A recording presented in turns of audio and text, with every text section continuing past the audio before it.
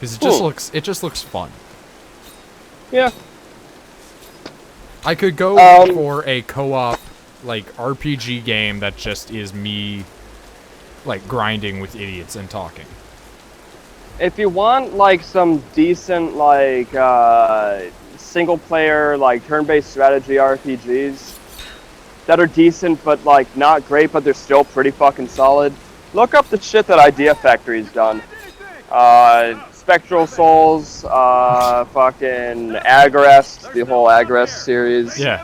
It's all pretty solid. The story is, it's alright. Yeah, Pupper, It's like a slow, it's like a bit of a slow but kind of longer Fire Emblem, you know? Alright. I hate comparing games to Fire Emblem, but like when you talk about turn-based strategy RPGs, how else are you gonna say it? Ah! Oh no! But actually, my favorite turn-based strategy RPG has got to be this game that was so unfortunately released. It's called Eternal Poison. It's for the PS2, and guess what year it was released in? See you, Red. I'm sorry about the buffering. What year was it released in? 2008. For the PS2. Huh. It was really solid. You know what else was a really solid game released in the 2000s for the PS2? What? Any Mega Man X game. What could go wrong translating that to 3D? Half the team being fucking gone. Oh yeah. The main guy being a guy who actually had oh my god to do with the actual series. That's the security guard god. That was so loud. But yeah, no, that's not. Mega Man. Give me out this water. The guy who did. Huh? I got stuck in water. Oh. The guy who did the whole like campaign to bring Mighty Number 9. Oh yeah. You know, yeah. he had like next to nothing to do with it. Who would have guessed that Mighty Number 9 wouldn't succeed as planned? I mean, everyone. And apparently no one. But hey, hindsight's 20/20, right? It had all the potential in the world, and he just didn't go with it. Hey, who would have thought President Bush wouldn't be a great president, right? For the second time in a row. For the second time. It's okay. Give him more funding. The next Mighty Number 9 will be great. Ah, piss. Pretty much. We're gonna go back, and we're gonna get fire. Even though we just put out our fire.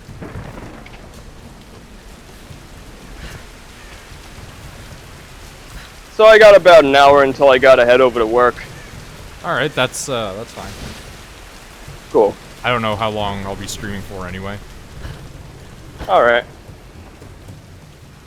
Before you showed up, it was actually just me detailing how Lara would be dead in, like, any real-world situation, like, how... Oh, absolutely. How the first moment of the new game starts with her getting a head concussion, like, just boom, right on her skull. Oh!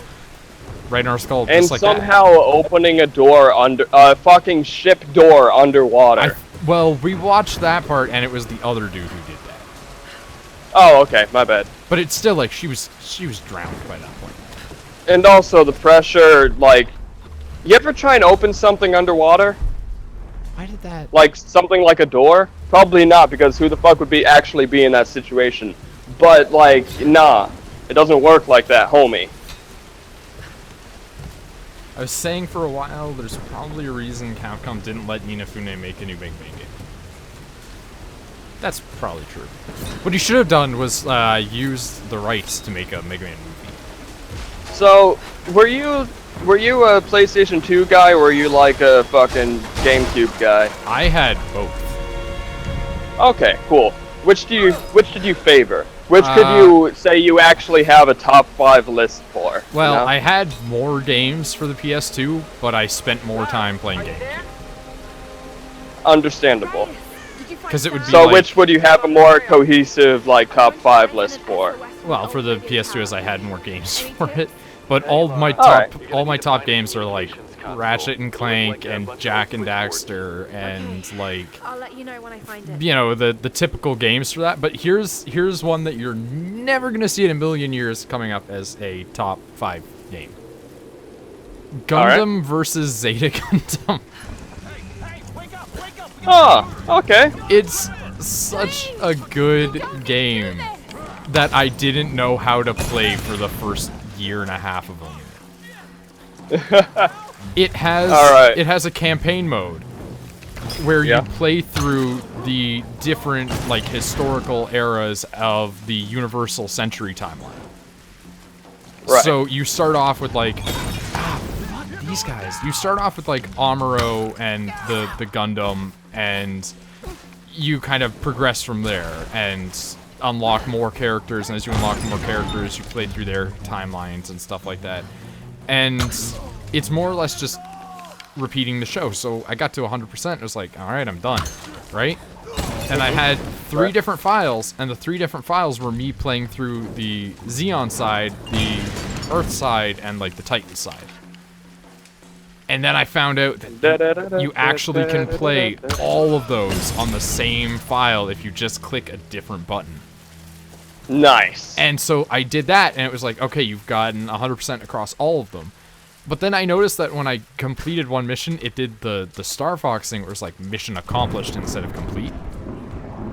And it opened up an alternate history where if you like, if you did stuff like save Lala, then it would be like, what if Lala went on to become like a mobile suit pilot in the war and continued to fight like the Titans? Yo, I wish I watched more Gundam, because a lot of the names that people like bring up when they you talk about Gundam, like Lala, Char, shit like that. I know who they are, but I don't know anything other than that. I can put like a name to a face to the name. Because I know you don't care about spoilers for stuff. Char, you know, it's about the journey, not the points, you know. Char is your ace pilot for the rival side.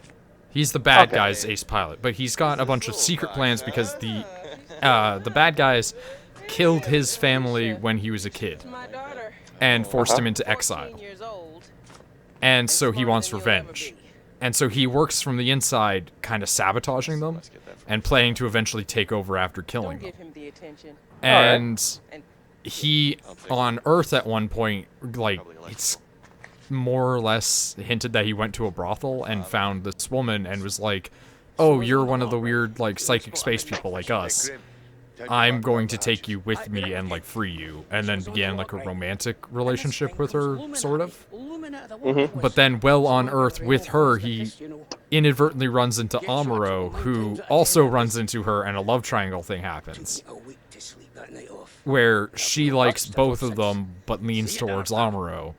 And in the fight between Amuro and Char at one point, she flies her, like, she has, like, a ship more than a mobile suit. Oh, does she do an Ash Ketchum thing in between Mewtwo and Mew? Yeah, she does that, but, like, it blows her up, and they're both just devastated by it to the point where, like 3 series down the road and a movie, they're still hallucinating about her. Take a firm grip.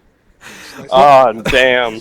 But it's like, in the game, you can prevent her from dying if you just play well enough.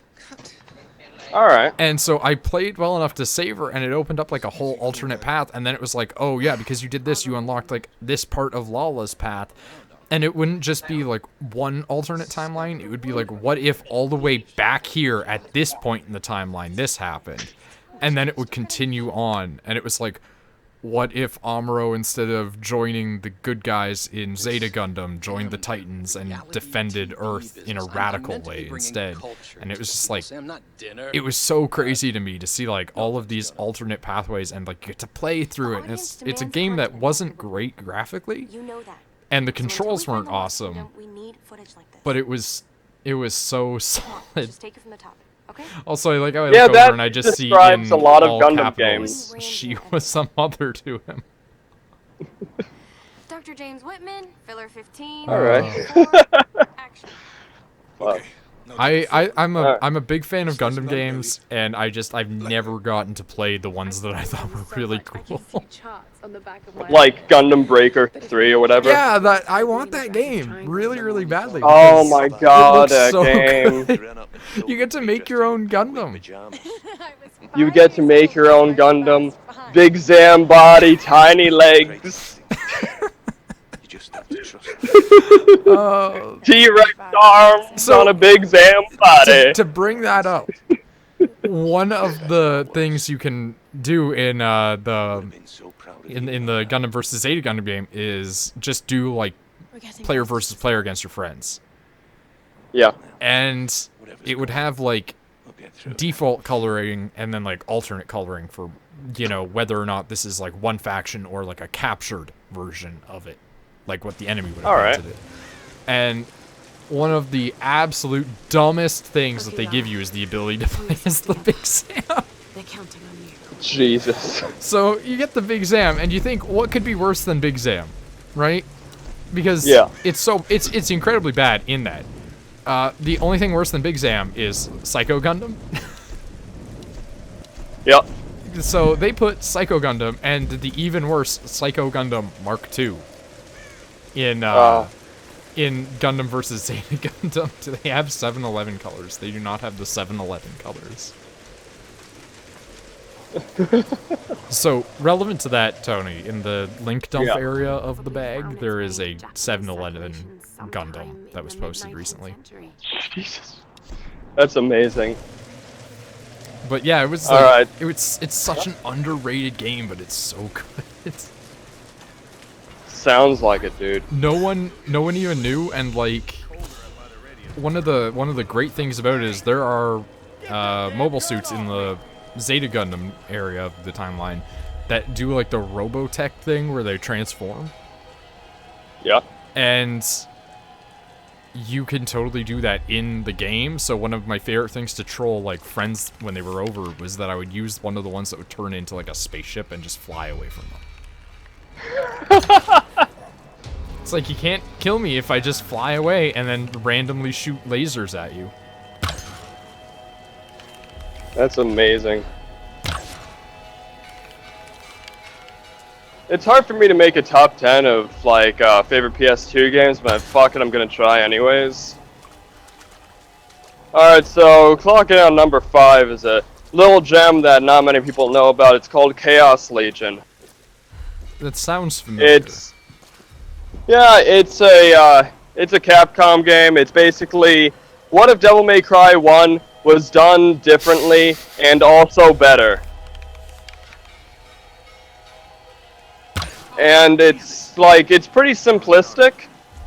You know, there's some functions that never see any use, ever. Like, you can shoot out this, like, ball of lightning, and nobody ever uses it. Okay. It like stuns the enemy for a bit, but nobody fucking uses it. But it's really satisfying. It's really, the artwork, especially for the time, was like really good. And the story was kinda cliche, but also pretty interesting. Okay. And okay, so the main draw of it is that you can summon these, like, basically demons, right? Okay. And, you can summon, like, these guys who, like, have swords. They can, like, go out in different formations that you can select. And either use, like, a defensive stance or an offensive stance, slash the shit out of enemies, you know, kind of, hold down enemies while you either, you know, go after a different enemy or put on more damage to the one enemy. Or you get archers, or like shield guys, or explosive enemies, or basically a fucking all-powerful fucking guy that you actually have to go throughout all the levels and collect like the hidden pieces of. Okay.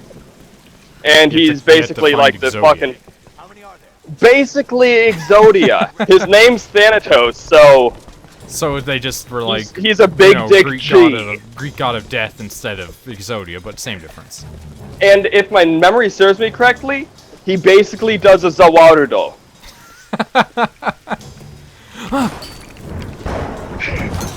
God damn it. And no one can move in the frozen time. Oh, wonderful.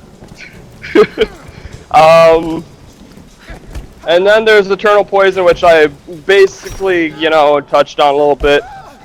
The game is very short, because you have to go through it 5 times, through different story paths. Okay, so it's like Drakengard or Nier kind of thing.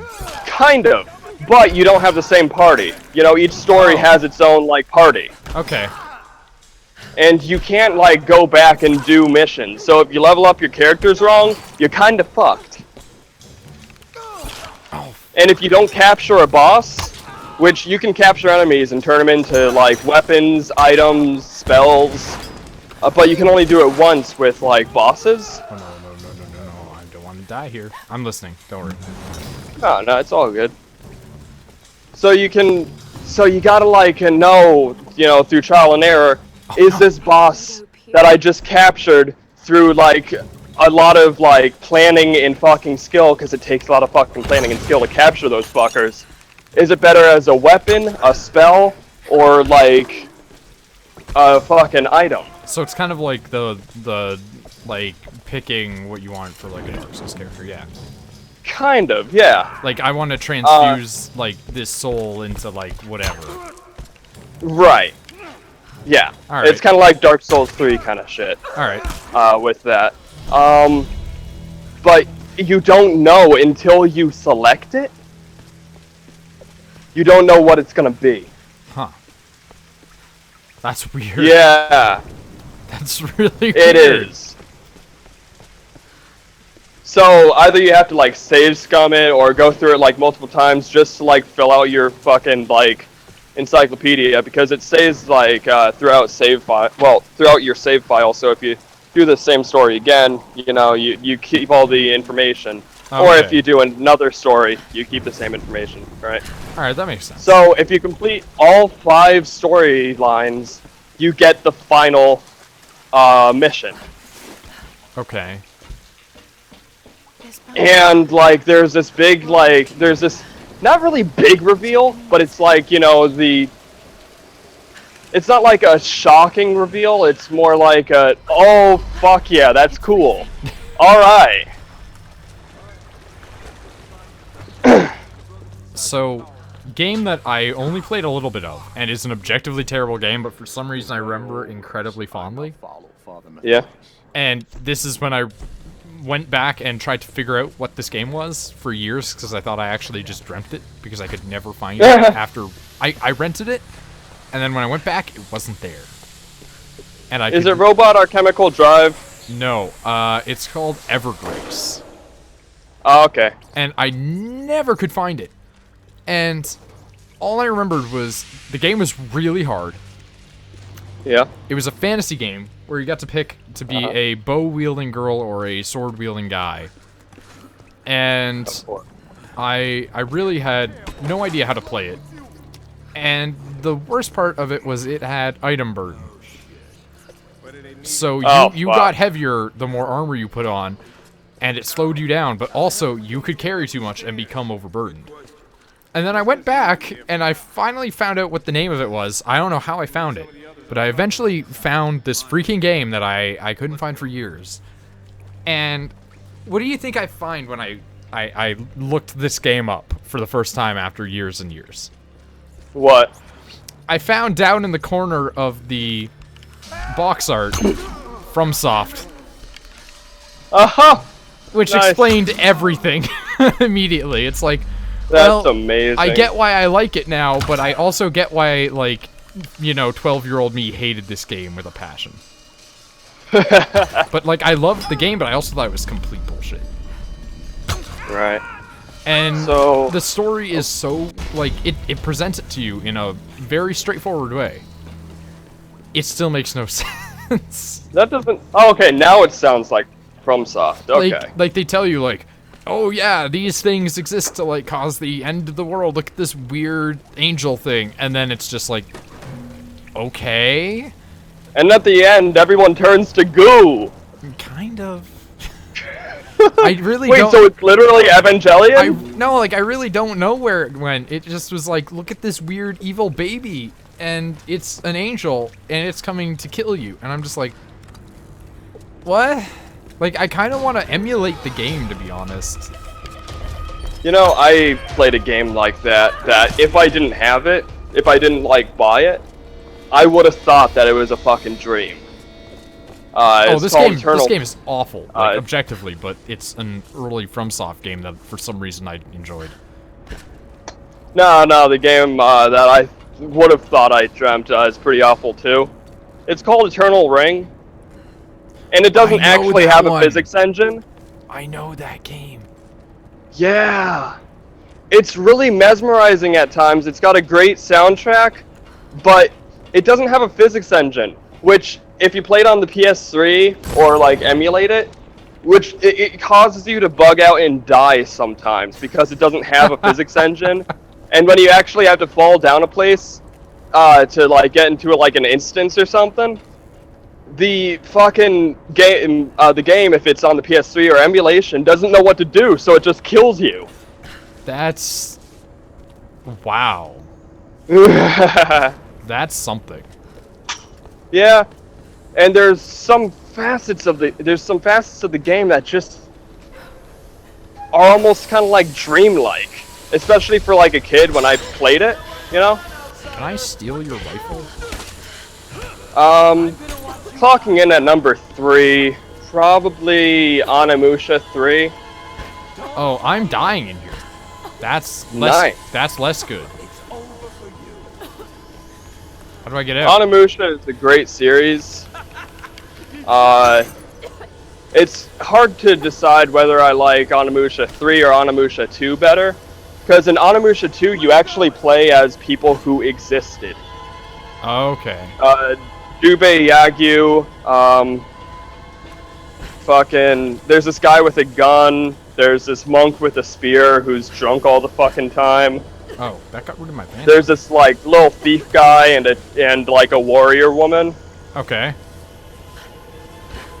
And there's branching paths in Onimusha 2, where sometimes a thing will happen, and because of that, later down the line, someone in your party might actually die. Oh, Jesus Christ. And by party, I mean that loosely, because you rarely control someone else. Okay. Basically, your group might actually fucking die as a result. And it's actually really good. Oh. I shot a man in the face. And of course... And he's still alive with the arrow in his face in the cutscene. Skyrim, is that you? You know what it makes me think of? It makes me think of Resident Evil. Yeah. That one scene where the guy gets shot in the face and then goes, ah. He's still actually gasping. You should be dead. Nice. Alright, whatever. Hey, I'm Jarl Burgruff. You mean Jarl Ballin? Ballin. I'm the Lord of the Rings. I'm glad you both know that. Oh, God.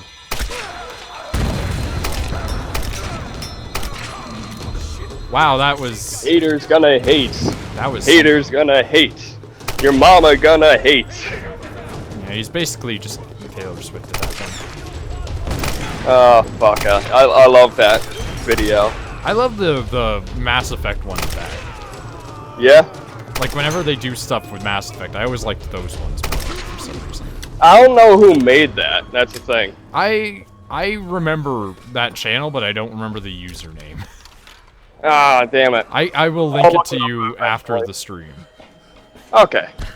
Because I'll be able to find it immediately, pretty much. Good. That's like my thing, is just finding stupid information.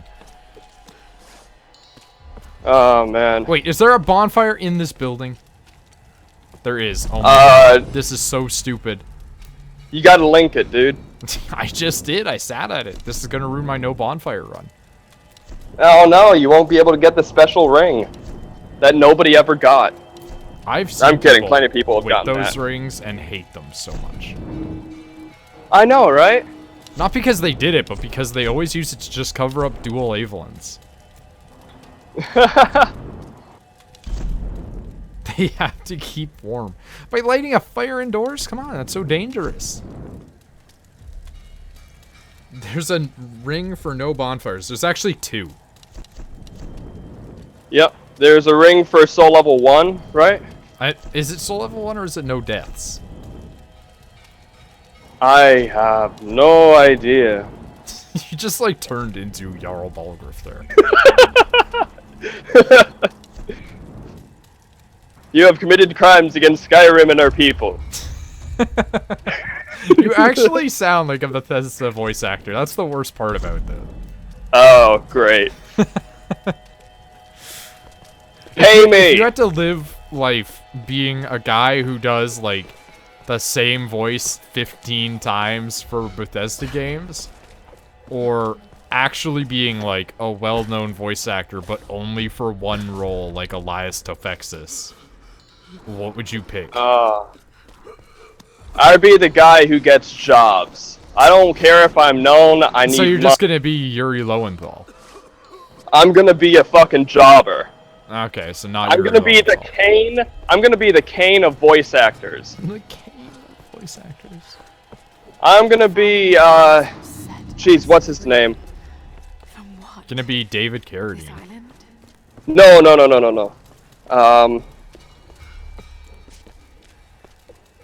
It only makes Alan you Oppenheimer, so. that's it. Alan Oppenheimer. That's what I'm gonna be. This guy voiced over 72 fucking characters in He-Man and the Masters of the Universe. 72 different characters, all voiced by him. It's pretty impressive. He also voiced characters in Fallout games, such as Paladin Brandis. Yeah, it's like the Ulasil spell pasta.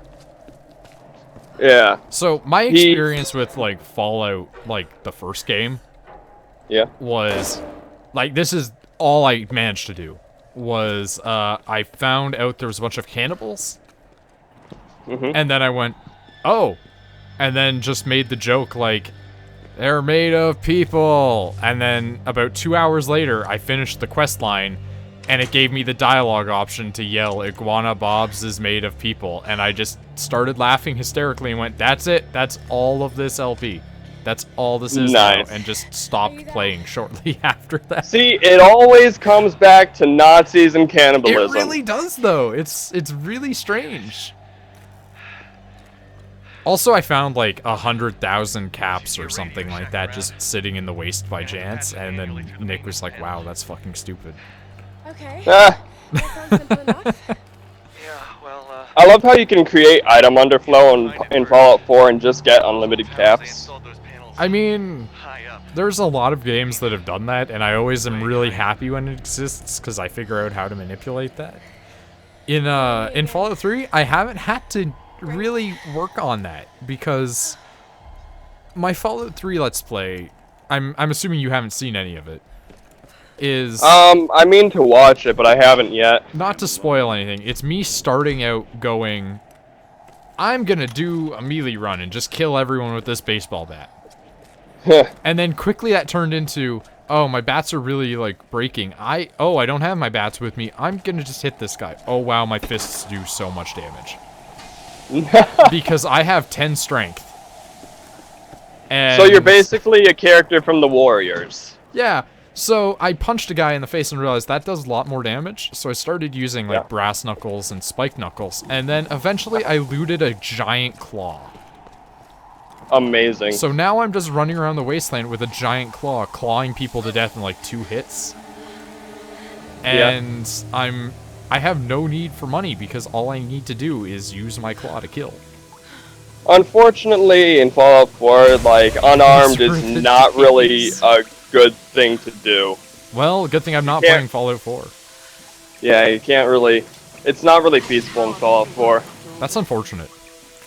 I did, entirely, only fists and a couple shouts in, Skyrim. Alright, Only fists. I've kind of wanted to go back to Skyrim because like I did a previous Skyrim Let's Play which was fine, but like I never finished Skyrim in that I have like 2 DLCs left. Yeah. I didn't play as Khajiit either, so I didn't have like the damage multiplier. Khajiit liked to sneak. Khajiit has committed no crimes. Oh god. Do you ever think that like in Skyrim they just racially profiled the Khajiit? Oh yeah, probably. Like there's only one Khajiit in this the same village. insult at them. Oh man. If you've seen Northern Lions Skyrim Let's Play, I did, yeah. they always hurl the same like 4 insults at him. Fuck. Oh fuck. Oh fuck. Oh god, what's going I on? just got... Oh. Oh, Suplex City? Oh fuck! Whirlwind DDT! Oh no!